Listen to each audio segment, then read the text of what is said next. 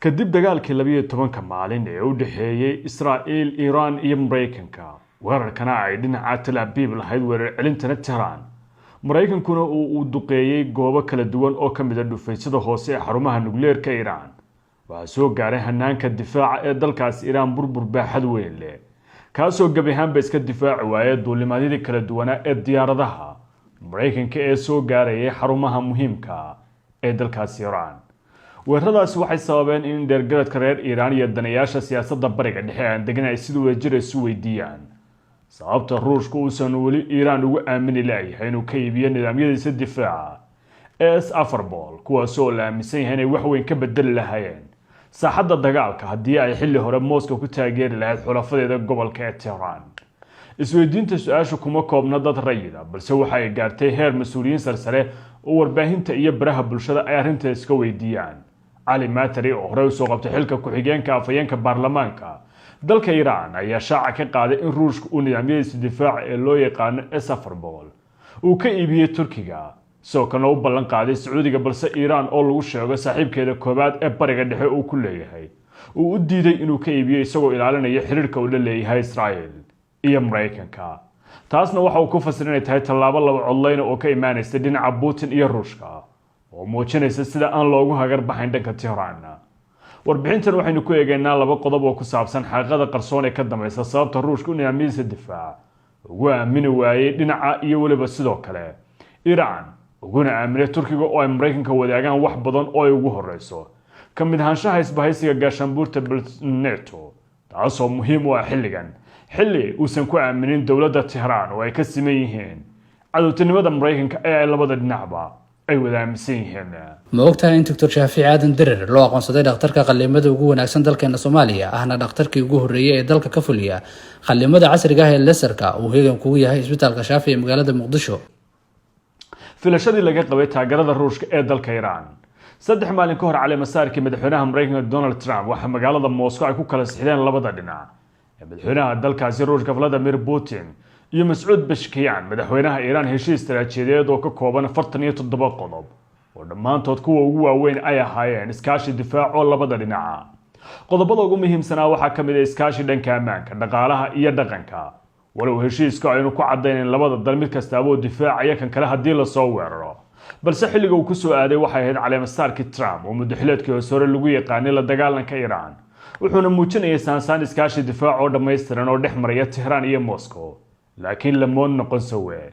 waxa intaasi dheeray sida ay xustay majalada ka warantay arrimaha militariga ee The Military Watch magazine in Iran ay sugaysay abaalgudka taageerada Ruushka ay ugu deeqeen boqolaal diyaaradaha droneska oo ay Moscow u adeegsatay dagaalka Ukraine isla jeerkana ay si weyn ugu heshay taageero ballaaran dhinaca Tehran markii Moscow ay u baahnayd. isla wargeyskaasi waxa uu tabinayaa in la sirdoon reer galbeed ay xaqiijinayaan in Ruushku uu Iran u ballan qaaday inuu ku wareejiyo nidaamyadiisa difaaca S-400 iyo kuwa cusub ee S-500 sanadkii 2020 ayuuna ballanqaadka sameeyay kadib markii la dilay Qaasim Suleymani oo ahaa mid ka mid ah saraakiisha ugu muhiimsanaa ciidanka ilaalada kacaanka ee dalka Iran gaar ahaan garabka la yiraahdo Qudus ee dibadaha ka howlgasha. xilligaasi Putin waxa uu sheegay Ayatollah Ali Khamenei inuu si weyn u garab taagan yahay isla jeerkaana waana waqtiga ay soo bidhaantay in dagaalka Iran lagu qaadaya uu yahay mid caaboon oo 4 sano gudaheed dhici karta. Tehran waxay la jahawareersan filan waa ay kala kulantay Ruushka balse khubarada ugu dhagan nugul siyaasadda Ruushka waxay sheegeen inaysan ahayn wax ku cusub habdhaqanka Putin inuu saaxiibadiisa ku eegta xaaladaha xun kana marka ay hiilka iyo garab istaagga u baahan yihiin. majalada la yiraahdo Wall Street Journal ayaa daabacday maqaal ay ciwaan uga dhigtay Iran waa cidda ugu dambeysay ogaanaysa in Ruushku saaxiibtinimadiisu uusan xasuusan xilliyada adag ee uu yahay dantiis oo kaliya mid daragaranaya.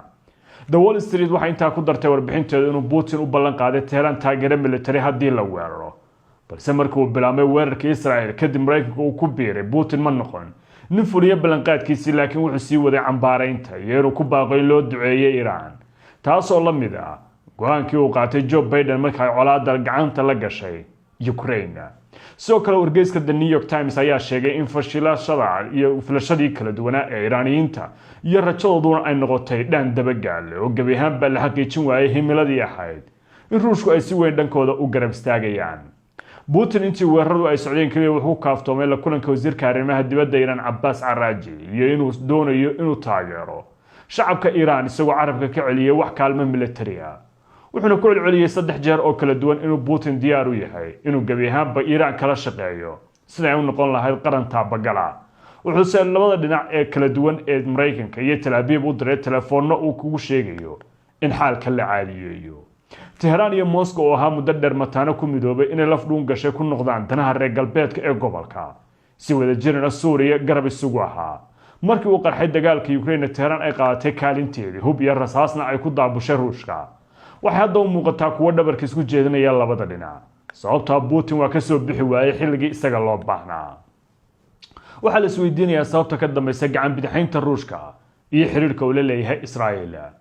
10 sano ee ugu dambeeyay xiriirka Israa'iil iyo Ruushku waxa uu ahaa mid wanaagsan oo gaarsiisna heer saaxiibtinimo Netanyahu oo ra'iisul wasaaraha hadda ee Israa'iil ayaa 2019 intii lagu jiray ololaha doorashada ee jagada ra'iisul wasaaraha la arkay isagoo oo bartamaha magaalada Tel Aviv ku dhajiyay boor ololaha dhowr sawir oo ay gacanta haystaan madaxweyne Putin taas oo ku muujinaya inuu yahay nin danaha Israa'iil dadka ula saaxiibaya galbeedka iyo cadawgada Ruushka wuxuuna aaminsan yahay Netanyahu in Putin uu wax badan ka hadlayn karo laakiin ay tahay inuu iska dabyaaseeyo xiriirka Israa'iil iyo Ruushka ayaa mid wata isdiidooyin balse sida dhabta ay u shaqeysaa siyaasadda arrimaha dibadda ee ku dhisan masaalixda labada qole ee marka xiriirka yeelanaysa ayaa la aaminsan yahay Moscow inay si weyn u taabagelisay Ruushku waa cadawga koobaad ee Mareykanka oo ah saaxiibka koobaad ee Israa'iil dhanka Israa'iilna Ruushku waa saaxiibka koobaad ee Iran oo ah cadawgeeda koobaad ee Israa'iil soo kale waxa uu si dadban u hubeeyaa kooxaha loo yaqaan mixwarka iska caabinta oo kooxa yoolkoodu uu yahay la dagaalanka Israa'iil taas oo ay Tel Aviv fahansan tahay Moscow sababta ugu ballaaran ee garabka iyo gaashaanka kooxahan ugu noqonayso waa in duruufaheeda ay qaadaan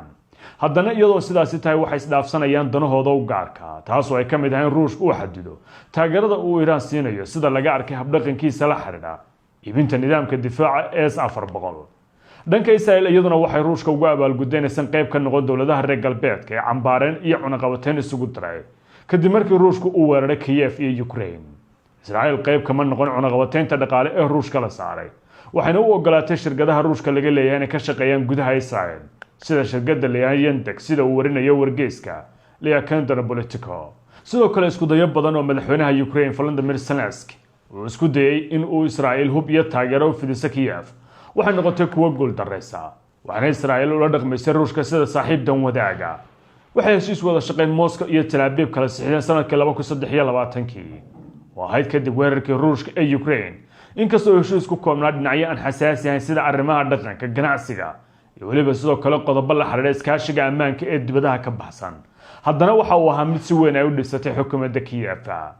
xiriirka u dhaxeeya Ruushka iyo Israa'iil iyo Ruushka uusan manfac badan ku qabin xiriirka Iran waxay keentay inuu diido nidaamyadiisa difaac balse uu Hindiya ku aamino nidaamyadiisa difaaca hubka ugu weyn ee Ruushka uu maanta haysto Hindiya ayaa leh iskaashi Ruushka oo dhameystiran oo military oo gaaray fikta sare 10 sano ee ugu dambeeyay sida ay xustay majalada The Economic 60% hubka Hindiya waxay ka soo iibsatay Ruushka qiimaha Hindiya ay Ruushka kaga iibsatay hubka waxa lagu qiyaasay inuu gaarayo $60 bilyan ugu dambeyntii Iran waxay dareemaysaa inay weysay garab iyo taakulo waayo badan ay ku tashanaysay in maalin ay ka heli doonto Ruushka marka dharaarta isqabad ku yimaado waxaana banaanka yimid codad badan oo reer Iran oo runtaas qaraar soo bandhigaya waana ugu dambeeyay fariin qoraal oo bartiisa ka soo bandhigay safiirkii hore ee Iran Jarmalka uu fadhiyay Sayid Hussein Musafiri oo baahiyay qoraal nuxurkiisu ahaa Ruushku ma uusan siin Iran diyaaradihiisa dagaalka Su-35 iyo nidaamyadiisa difaaca ee la yiraahdo S-400 iyadoo oo muddo dheer la kulmaysay cadaadis iyo hanjabaad dawladaha nukleerka haysta ilaa ugu dambeyntii ay soo weerareen iyadoo taasi jirta Ruushku wuxuu hubkiisa diyaarada iyo nidaamyo difaac isugu jira ku wareejiyay Hindiya oo saaxiib la Mareykanka waliba waxa uu ku wareejiyay hubka iyagoo waxa laga bedeli karo ay tahay tiknoolajiyadoodu ayuu yiri waxa intaasi raaciyay safiirkan hore ee Iraaniga ahi in haddii Turkiga oo xubinka NATO iyo Sacuudiga oo saaxiib la Mareykanku ay codsadeen Su-37 oo ah laba diyaaradood oo ay Ruushku si weyn ugu faanaan iyo nidaamka difaaca ee S-400 Ruushku uu ka aqbalayaa dalabkaas wuxuuna ku soo afmeeray qoraalkiisa inuu soo jeedin cambaareen uu Moscow cambaareynayo balse uu doonayo in Tehran uu ka caawiyo inay si fiican u fahanto xiriirada caalamiga iyo dabeecadaha dhabta ee danaha qaran ee dalal kala duwan ay jaangoynayaan ugu dambeyntii Putin waxa uu muujinayaa in saaxiibtinimadiisa wadamada gobolka ay tahay mid aan si weyn la isugu halayn karin.